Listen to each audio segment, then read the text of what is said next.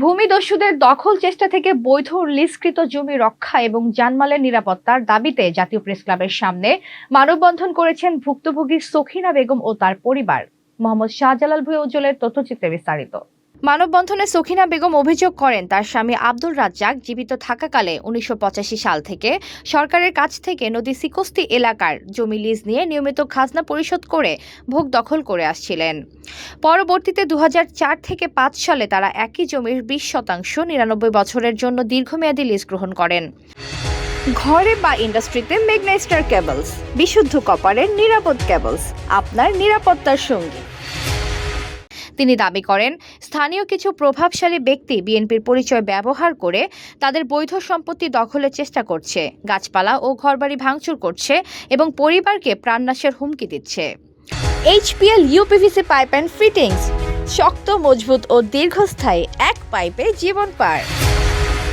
পাশাপাশি সরকারি বন্দোবস্তকৃত সম্পত্তি অবৈধভাবে ক্রয় বিক্রয় ও আত্মসাতের অভিযোগও তোলেন তিনি।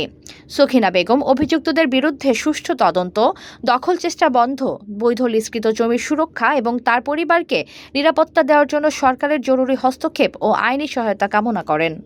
ক্লাবের সামনে আসছি আত্মনাদ নিয়ে, কারণ এক অসহায় মায়ের সন্তান হয়ে এখানে এসেছি। আজকে আমাদের আত্মনাদ আমার এলাকার কেউ দেখে না, তারা বুঝতে চায় না। প্রশাসনের কাছে গেছি, তারাও বুঝতে চায় না।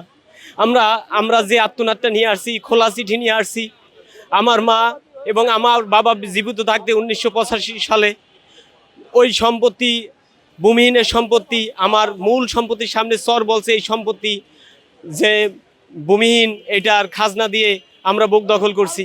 পরবর্তীতে যখন ২০০৪ পাশে আমাদের মা তার নামে এটা লিজ দিয়েছে সরকার, সেই কাগজ ডকুমেন্টস আমাদের কাছে, বিপি লিজ দিয়েছে।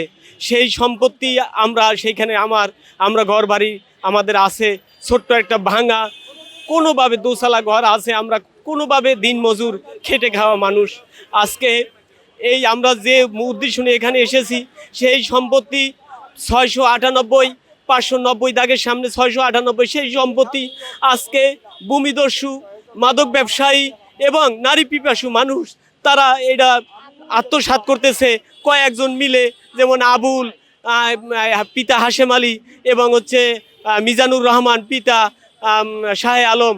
তার শাহ আলম মিজানের বিবরণ হচ্ছে মিজানের বাবার নামে সরকারের কাছ থেকে আত্মসাৎ করা সম্পত্তি ৩৩%, মায়ের কাছে ৩৩% এবং তার মিজানের বাবা ৩৩% এমন করে, এবং নানাও ৩৩% করে নাকি সরকারের কাছ থেকে বন্দোবস্ত নিয়েছে। আমার সম্পত্তি আমি ভূমিহীন করছি। ওই মিজান আর ওই মিজানের আবুল এরা খাবার লাগিয়ে ই করে আমার সম্পত্তির সামনে আমার ঘর, আমার মাইফুলা, আমার বান্দা সান্দা, আমার গাছপালা লাগাই না।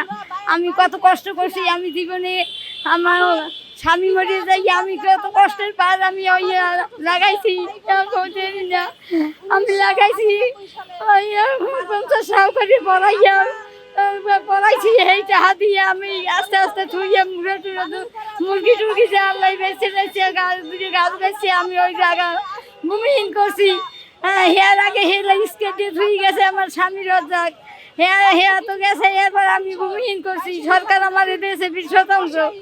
এখন ওরা কয় আমরা ৩৩ করছি, বাপের লাগিয়ে করছে, ওদের নানার লাগিয়ে করছে, ইয়ে কই এখন আমার সম্পত্তি খাবার দিন নে, ওই এই গাছপালা কাটে, বালু হালায়, আমাকে মাছ ধরতে পাকাইয়া সব হালাই দেবে নদীতে, ভাঙ্গা ঘর হে ভাঙ্গিয়ে হালায়। আমি আছি, আমার পোলা বান্নই আমি বড় অসহায়।